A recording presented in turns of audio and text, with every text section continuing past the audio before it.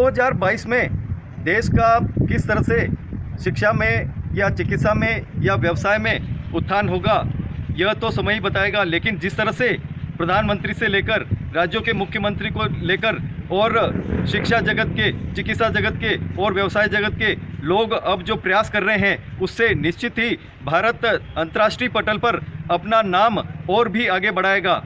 किस तरह के कार्य हो रहे हैं, देखिए हमारे साथ ये खास खबर। आप बताएं सर, जिस तरह से एक परिवर्तन का जो दौर चल रहा है, उस परिवर्तन के दौर में पुरातन और नवीनतम दोनों का मिश्रण होके और देश को अब आगे लाया जा रहा है। सबसे पहले हम प्रोफेसर दूर सिंह चौहान का अपने विश्वविद्यालय में हम स्वागत अभिनंदन करते हैं जी। प्रोफेसर दूर सिंह चौहान के निर्देशन में लगभग हम 10 वर्ष तक कार्य किए हैं और प्रोफेसर सिंह हमारे टेक्निकल यूनिवर्सिटी में 6 साल तक वाइस चांसलर थे। आज जो भी आप यूपी टेक्निकल यूनिवर्सिटी का स्वरूप देख रहे हैं, जो एशिया में सबसे बड़ी यूनिवर्सिटी के रूप में टेक्निकल यूनिवर्सिटी है, उसका श्रेय सर को ही जाता है। हम यहाँ पर जो भी नवाचार कर रहे हैं, जो भी जैसे इंजीनियरिंग ब्लॉक लाए, आर्किटेक्चर लाए, बहुत से यहाँ पर पाठ्यक्रम लाए। पहले 7 फैकल्टी थी, अब जो है 16 फैकल्टी हो गई। पहले 38 डिपार्टमेंट था, अब जो है करीब 56 डिपार्टमेंट हो गया है। तो कहीं न कहीं सर का ही मार्गदर्शन को मिलता रहता है। और हमने अपने विश्वविद्यालय में लगभग 1 साल पहले न्यू एजुकेशन पॉलिसी को अडॉप्ट कर दिया है। तो न्यू एजुकेशन पॉलिसी के अनुसार ही हम लोग काम कर रहे हैं। हमारे सारे कोर्स उसी के हिसाब से चल रहे हैं। और आप देखिए कि 1 साल में हमने न्यू एजुकेशन पॉलिसी के जो प्रोफेशनल कोर्सेज हमने यहाँ स्टार्ट किए हैं, उससे इतना आय हुई है कि 1 करोड़ 11 लाख तो हमने राज्य सरकार को दिया। और जो नवाचार हो रहे हैं, जो बिल्डिंग बन रही है, जो इंफ्रास्ट्रक्चर डेवलप हो रहा है, वो सभी आप लोगों के सामने है। हमारा प्रयास ये है कि अभी एक हमारा परिसर बन रहा है चित्तौड़गढ़ में। तो सर का जब अभी हमें उद्बोधन सुन रहा था कन्वोकेशन में कि जो हमारी वैदिक जो प्राचीन शिक्षा है, उसको भी आगे लाया जाए, तो उसके लिए हम अलग से एक परिसर बनाने जा रहे हैं। उसमें करीब 4 फैकल्टी इस्टेब्लिश होने जा रही है। और मेरा पूरा प्रयास है इस विश्वविद्यालय का नाम जो है वो अंतर्राष्ट्रीय स्तर पर मिले। आज हमारे पास जब हमने यहाँ ज्वाइन किया था 1 साल पहले, तो छात्रों की संख्या 12,000 थी। आज लगभग 24,000 हो गई। टोटल विश्वविद्यालय में छात्रों की संख्या 1,80,000 थी, अब 2 लाख के क्रॉस हो गए। और हमारे शोध जो परियोजनाएँ थी वो लगभग 56 थी। आने के बाद हमने बहुत सी मिनिस्ट्री से संपर्क किया। आज के डेट में 100 से ज़्यादा शोध परियोजनाएँ हैं। तो रिसर्च का माहौल भी है। और हमारे यहाँ जो है ये जो है पेटेंट भी काफ़ी हुए हैं। और हमने सारा डिग्री, सारी मार्कशीट सब जो है हमने डिजिटल आकर पर अपलोड कर दिया है। और रही बात ई मोड ऑफ लर्निंग, उसमें तो आप देख ही रहे हैं, हज़ारों की संख्या में हमने जो है लेक्चर नोट जो है अपलोड कर दिए हैं। तो अपना विश्वविद्यालय जो मल्टी फैकल्टी डिपार्टमेंट विश्वविद्यालय है, ये बिल्कुल हाईटेक के लेवल में चल रहा है। तो 2022 में 2022 का जो हमारा विज़न है जी, 2022 में बाकी तो सारी फैकल्टी हमारी हो चुकी हैं। 2022 में कॉलेज ऑफ नर्सिंग और कॉलेज ऑफ आयुर्वेदिक मेडिसिन, ये हमारा खोलने का लक्ष्य है। और उसमें काम चल रहा है भवन का निर्माण। इसमें इस समय जितने इंटरनेशनल एजुकेशन प्राप्त जी, जो विदेशी विश्वविद्यालयों से लौट के आए हैं पढ़ लिख करके जी, ये आज बहुत बड़ी संख्या है। वो अपने देश को भी देखते हैं और उनको भी देखते हैं। और दोनों के गैप को अब पूरा कर रहे हैं लोग। पहले ये संख्या थोड़ी कम थी, अब ज़्यादा हो गई। और अब तो ये है कि आपके सारे IAS जितने सीनियर हैं, सबके पास 1 डिग्री विदेश की है।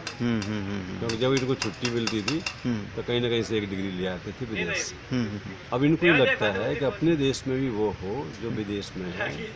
और हमारे यहाँ के बच्चों में एक जो कॉम्प्लेक्स था कि भाई हम तो यहाँ पढ़े हैं, वो ख़त्म होना चाहिए। ये लगना चाहिए कि हम अपने देश में पढ़े तो हम सबसे श्रेष्ठ हैं। और ये भाव जब आएगा तब व्यक्ति को लगेगा कि हाँ, मैं सारे विश्व में अपना झंडा गाड़ सकता हूँ। सर, जिस तरह से तक्षशिला थे, नालंदा थे और देश विदेश के छात्र उसमें पढ़ते थे, और जिस तरह का अपना साहित्य है, चाहे पुराणों का हो या इतिहास का, शास्त्रों का हो या वेदों का हो, अब ये हो रहा है कि उन पुराने शास्त्र हैं, वेद हैं, उनको निकाल के उनमें क्या है वो अब देश और दुनिया में ले जाया जा रहा है। क्या कहना है इस पे आप? देखिए, किसी भी चीज़ का जो बीज होता है जी, तो उसका वृक्ष जो है और बीज इनका अंतर हमेशा रहेगा। और कोई भी वृक्ष होगा तो उसके बीज को पहचानने के लिए भी एक बीज कौन सा मूल था ये पता लगाना होगा। तो जब ज्ञान के बीज को आज का पूरा जो वृक्ष है शिक्षा का जब खोज रहे हैं तो वो सब वेदों में ही मिल रहा है। तो उस बीज के द्वारा पुनः कैसे उन्होंने इसको इतने दूर तक पहुंचाया कि 20,000 वर्ष तक ये वृक्ष जो है फलता रहा फूलता रहा। और जब ये ताओ ऑफ फिजिक्स जब लिखी गई तो उसमें तांडव जो नृत्य था भगवान शिव का, उसमें क्वांटम मैकेनिक्स के सारे फॉर्मूला उन्होंने उससे निर्गत किए। तब उनको लगा कि भारत का जो सारा वाङ्मय है ये वैज्ञानिक है। बस इतना ही है कि वो चूँकि प्राचीन काल में सब खो गया, कोई व्यक्ति उसको पढ़ा नहीं, उसको आज के युग में उसको पुनः प्रतिस्थापित नहीं किया। अब हम देखेंगे तो वो सब के सब मिल जाएंगे। जैसे बोधायन का सूत्र है तो वो पाइथागोरस से भी ज़्यादा श्रेष्ठ है क्योंकि वो मूल है। तो इसी प्रकार के बहुत आर्यभट्टीय है, गुरुत्वाकर्षण का जो है सिद्धांत है, ये सब पहले हमारे शास्त्रों में जो थे वो अब धीमे धीमे लोगों को महसूस हो रहा है कि हमने यहाँ से लिए हैं। क्योंकि रेफरेंस जो है कोई डिनाई नहीं करता। यदि पुराना होगा तो वो रेफरेंस ही होगा।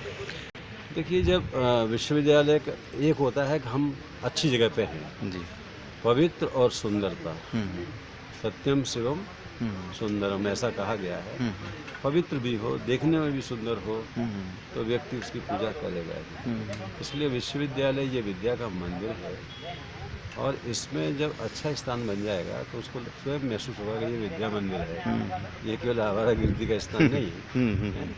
वो समय का उपयोग करेगा। जैसे 18 घंटे में कितने घंटे मुझे पढ़ना है ये उसको निश्चय करना है। आप जो है उसको ये नहीं है कि वो आप कहेंगे तब वो पढ़ेगा, अपने आप पढ़े।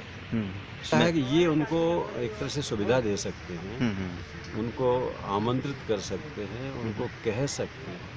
तो जो भीतर की जो अग्नि है वो खुद हम जलाएं कुछ वो जलाए तभी जलेगी।